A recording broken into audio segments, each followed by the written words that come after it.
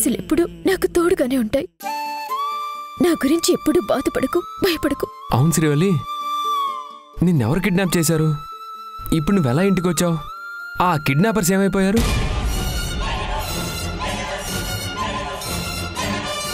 చెప్పమ్మా, వాళ్ళెక్కడున్నారు? ఇప్పుడే వెళ్ళి వాళ్ళని నరికి పోగులు పెడతాను. ఎవరో రౌడీలు నన్ను కిడ్నాప్ చేశారనుకుని నాన్న ఆవేశపడుతున్నారు. కానీ అల్లుడే ఇంత దారుణానికి పాల్పడ్డాడని తెలిస్తే ఆయన కుమిలిపోతారు. ముఖ్యంగా అమ్మ త్రిదేవ్ ఇంత పని చేశాడని తెలిసిన మరుక్షణం తన గుండె పగిలిపోతుంది. నో, అలా జరగకూడదు.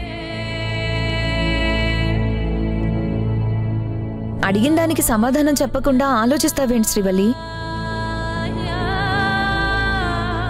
తను తెలివిగా వాళ్ళ దగ్గర నుంచి తప్పించుకుని వచ్చినట్టుంది. అవునా శ్రీవల్లి? లేదన్నయ్య, పోలీసులు వచ్చి నన్ను వాళ్ళ దగ్గర నుంచి విడిపించారు. ఇంటి దగ్గర డ్రాప్ చేసి వెళ్లారు. మరి పోలీసులు వాళ్ళని అరెస్ట్ చేసినారా?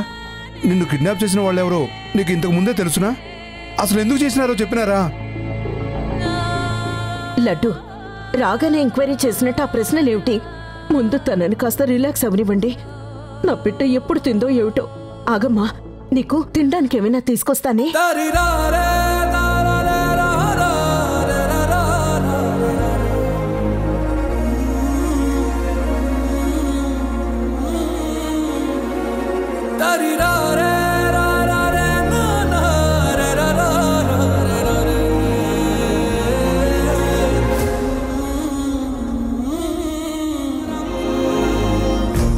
ఏది మనదనుకుంటా, ఏది కాదనుకుంటా, లేని తలరాద్దని వెతికే మనసుకు ఏమని చెబుతా? ఎంత కని దిగిపోతా, ఎంత కని దిగులవుతా, రాని మమకారాన్ని.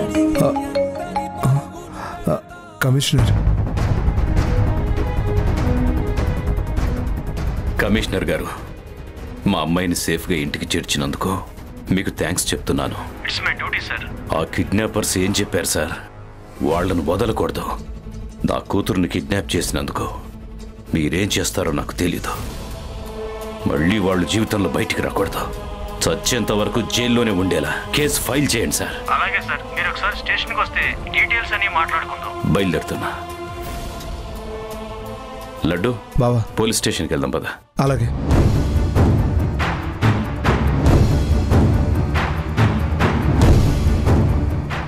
నాన్న పోలీస్ స్టేషన్కి వెళ్తే కమిషనర్ గారు త్రిదేవ్ గురించి చెప్పేస్తారు. అలా జరగకూడదు. అమ్మా, నేను ఇప్పుడే వస్తాను. శ్రీవల్లి, శ్రీవల్లి, ఆగమ్మా. ఇప్పుడే వస్తానమ్మా. నా లైఫ్లో నేను ఎంతోమంది క్రిమినల్స్ని చూశాను, కానీ నీలాంటి నీచమైన మనిషిని ఫస్ట్ టైం చూస్తున్నాను. నేను నీకు ఎవరు కాపాడలేరు.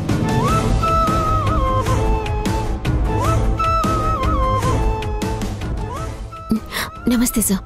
నమస్తే అమ్మా. ఇప్పుడే నీ భర్త దగ్గర నుంచి స్టేట్మెంట్ తీసుకున్నాను. ఆస్తి కోసం కట్టుకున్న భార్యనే కిడ్నాప్ చేశాడంటే అతను ఎంత దుర్మార్గుడో అర్థమవుతుంది.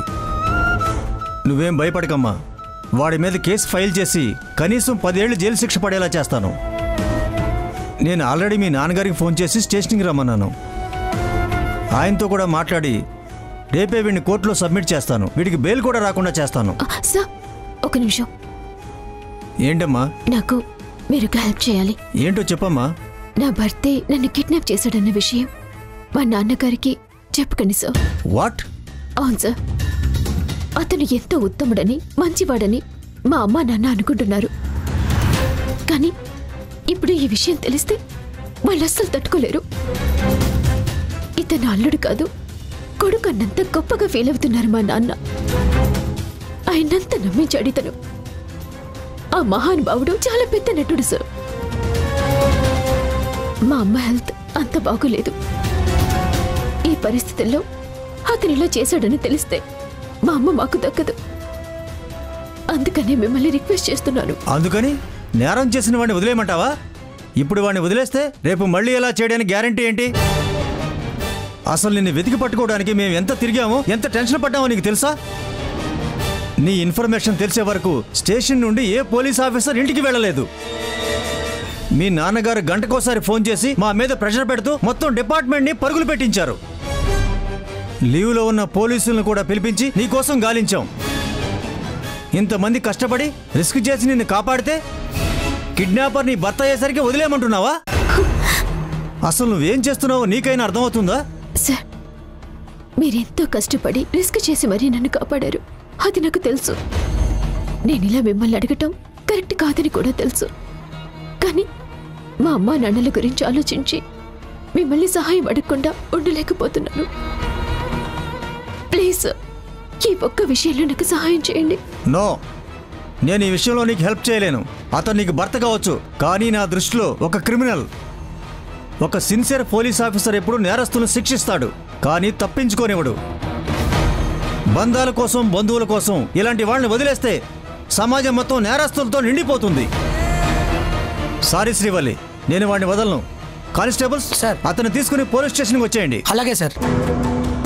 సార్,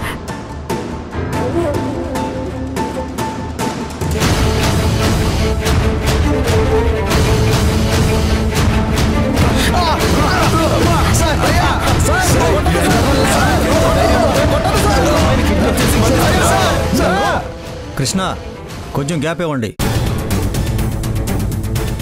లేకపోతే నిజంగానే చచ్చిపోయేలా ఉన్నారు. వాళ్ళు బ్రతికే ఉండాలి, కానీ సచ్చినంత పని అవ్వాలి. ట్రీట్మెంట్ ఆ లెవెల్లో ఉండాలి. Okay sir. వీడేగా ప్రధాన నిందితుడు. తీసుకెళ్లి వాళ్ళ పక్కనే నిలబెట్టు. కొద్దిసేపు అయ్యాక వీడికి కూడా అదే కొడింగిద్దాం.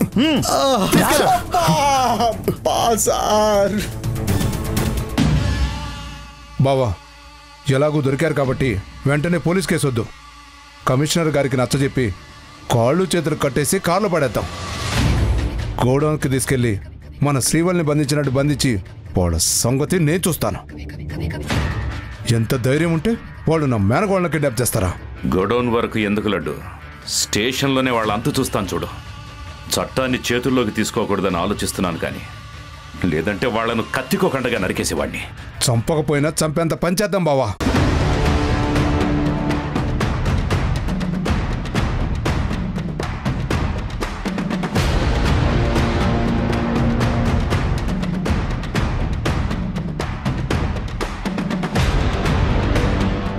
కమిషనర్ గారిని హెల్ప్ అడిగినా ఆయన చేయనన్నారు. ఇప్పుడు నాన్నకి తృతీయ విషయం తెలియకుండా ఎలా ఆపాలి?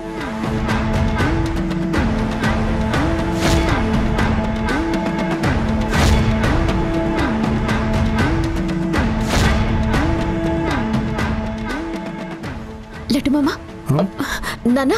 శ్రీవల్లి, నువ్వు ఇక్కడికి వచ్చావేంటమ్మా? కమిషనర్ గారు ఏమన్నా రమ్మన్నారా శ్రీవల్లి? లేదు మామ. మరి ఎందుకు వచ్చావు? సరే, నేను కమిషనర్ గారిని కలవాలి.